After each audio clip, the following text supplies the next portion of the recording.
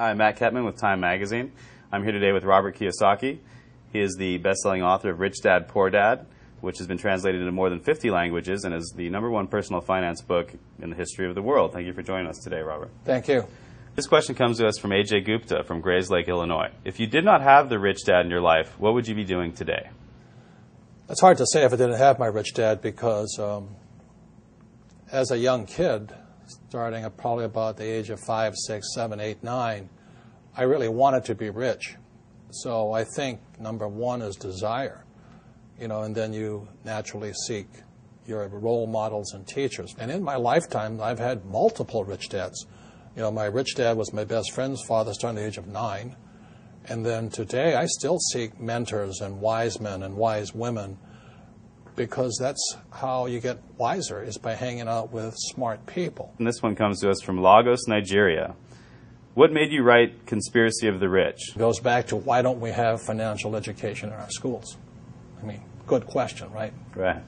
And how come the tax laws are different for different people? There's 4 things that make the most 90% of the people poor. Number 1 is taxes. 2 is debt, college loans, house loans, car payments, credit cards. 3 is inflation. Everything goes up because taxes go up. It's not because things are more expensive. It's taxes. If I have to pay more taxes, I have to pass that on. And the 4th thing that makes people poor is a retirement plan, that 401k or the IRA or their SIP. I don't need a retirement plan because all of my assets produce income. So like I have 1,400 apartments. Every month I get a check. Why do I need a retirement plan? I have 8 oil wells. Every month I get a check. Are there some people who should play it safe and do the traditional route and just pick up a house, pay the mortgage? That's probably the most dangerous thing you can do today. What's happening in the Western world, in America, we're going to become a third world nation, rich and poor. That's it. The middle class is being wiped out. So the people in the middle, whoever's left in there, will be the ones paying the taxes, the debt, the inflation. The middle class is they're the pack mule. Is there any way a government can help this, or is it really based on the individual to come up? You have to decide which side of the fence you're on, rich or poor. Yeah. Make up your mind. Yeah. Make up your mind. I made up my mind. It's rich dad, poor dad. I want to listen to my old man, a PhD. The government will take care of me. You save your money. And as you're saving your money, the Federal Reserve is printing trillions of dollars. How stupid can you be? And invest your money for the long term in a well-diversified portfolio of mutual funds. Send it straight to Wall Street so that they can pay their brokers $10 million a year bonuses. How stupid does a person have to be? Wake up. Do they teach you that in college-level economics or no? Hell no. Are you kidding me? Absolutely not. By design. If you read Conspiracy of the Rich, 1903, John D. Rockefeller took over the financial education system by creating the General Education Board. And since then, the rich have controlled what is taught at schools. This question comes to us from Tokyo. Jay Sienna asks, you always say that your poor dad forbade everyone to talk about money at the dinner table. Did you ever ask him why? And at your dinner table now, are people allowed to talk about money? That's all I talk about is about money.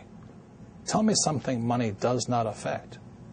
Does money affect education? Absolutely. If you have money, you can go to the best schools. Look at George Bush. Right.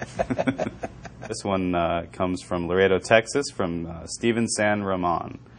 When you and your wife were living out of your car, how did you remain so confident that you would be able to accumulate enough wealth to not only retire rich, but young as well? Well, confidence comes from discipline and training. I think one of the best things that happened for me was I kept flunking out of school. And I realized it wasn't school that was a problem, it was a lack of discipline. And so that's one of the reasons that I went to military school. The military trains you that there's 4 strengths.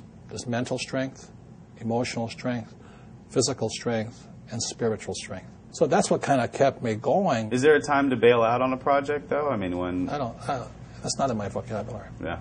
Look, I have an unfair advantage, I went to war. And at war, I'm alive because other guys died for me. When you see stuff like that, how can I quit? Most guys are just wimps, pussies, cowards. They don't have it. So they should get a job. Muhammad Zafar asks, is it possible for a person with no money and few resources to still make a fortune? How? Get off your butt. You have to get smart. You have to look for teachers. I mean, it's pretty obvious. Like I said, if you want to be a mechanic, you go hang out with mechanics. You want to be a school teacher, hang out with school teachers. Right? It's really simple. I mean, and it takes determination, discipline, drive, correction. Can't quit.